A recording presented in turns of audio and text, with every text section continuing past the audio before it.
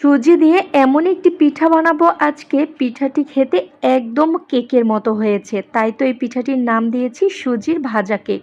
আপনারা একবার বানিয়ে খেলেই বুঝতে পারবেন যে সুজি দিয়েও কিন্তু কেকের মতো পিঠা তৈরি করা যায়। চলুন কথা না বাড়িয়ে সুজির এই কেক পিঠা রেসিপিটি দেখে নেওয়া যাক। আসসালামু আলাইকুম এভরিওয়ান। প্রথমেই আমি একটি প্যানের মধ্যে 1.5 কাপের মতো পানি গরম হতে দিয়েছি। এর মধ্যে স্বাদ মতো লবণ অ্যাড করে দিলাম।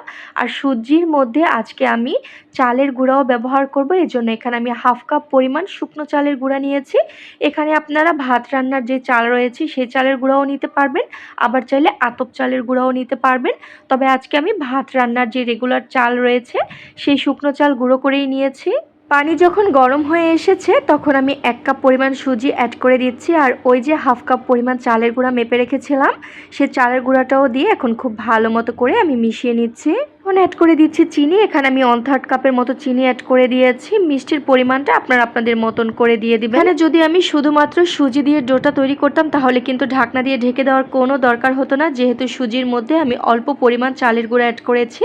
তাই খুব ভালো মতো করে মিশিয়ে আমি একটু ঢাকনা দিয়ে ঢেকে দেবো, কারণ চালের গুঁড়াটা কিন্তু সিদ্ধ হতে একটু সময় লাগে। থেকে 4 মিনিটের মতো লো আঁচে ঢেকে রেখে দিলেই কিন্তু খুব ভালোভাবে ডোটা তৈরি হয়ে যাবে। তো ডোটা পারফেক্টলি তৈরি হয়েছে কিনা এর জন্য আমি একটু টেস্ট করে নিচ্ছি। তো এখান থেকে অল্প একটু ডো হাতে নিয়ে এভাবে ঘুরিয়ে নিলে যদি একদম গোল বলের মতো হয়ে যায় তাহলে বুঝতে হবে যে ডোটা তৈরি করা হয়ে গেছে। আর যদি ডোটা হাতের মধ্যে ঘোরানোর পরে গোল বলের মতো না হয়ে হাতের সাথে লেগে যেত তাহলে কিন্তু ডোটা আরও একটু সিদ্ধ করা লাগতো। তো যাই হোক, ডোটা আমি একটি বলের মধ্যে নিয়ে গরম থাকা অবস্থায় এভাবে মথে নিয়েছি।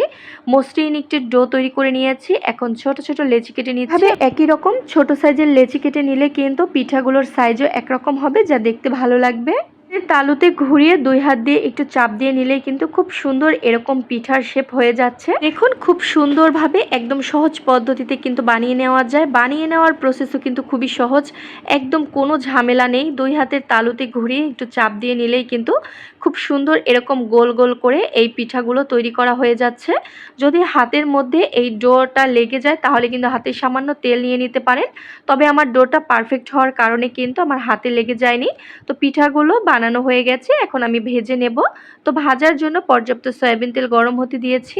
তেল গরম হয়ে গেলে এক এক করে এই কেক পিঠাগুলো দিয়ে দিচ্ছি। আর যেহেতু সুজির তৈরি এই পিঠাগুলো কিন্তু ভাজতে সময় লাগে না। তবে সুজি সিদ্ধ করে যে পিঠাগুলো তৈরি করা হয় সেই পিঠাগুলো ভাজতে কিন্তু কাঁচা সুজি দিয়ে যে পিঠা তৈরি করা হয় সেই সুজির পিঠার তুলনায় একটু ভাজতে সময় বেশি লাগে। যেমন কাঁচা সুজির যে কোনো নাস্তা বা পিঠাই কিন্তু খুবই দ্রুত কালার চলে আসে 1 মিনিটের মধ্যেই, কিন্তু সিদ্ধ সুজি দিয়ে যে পিঠা বা নাস্তাগুলো তৈরি করা হয় এতে কিন্তু 3 থেকে 4 মিনিটের মতো সময় লাগে কালার চলে আসতে। তো 7 থেকে 8 মিনিটের মতো ভেজে নিলেই কিন্তু এরকম সুন্দর কালার চলে আসবে। তো দেখে তো বুঝতে পারছেন প্রথম ব্যাচের পিঠাগুলো কিন্তু আমি ভেজে নিয়েছি, পরেরগুলো একইভাবে ভেজে নেব। তৈরি হয়ে গেল অসম্ভব মজার ভীষণ সহজ পদ্ধতিতে বানানো সুজির কেক পিঠা।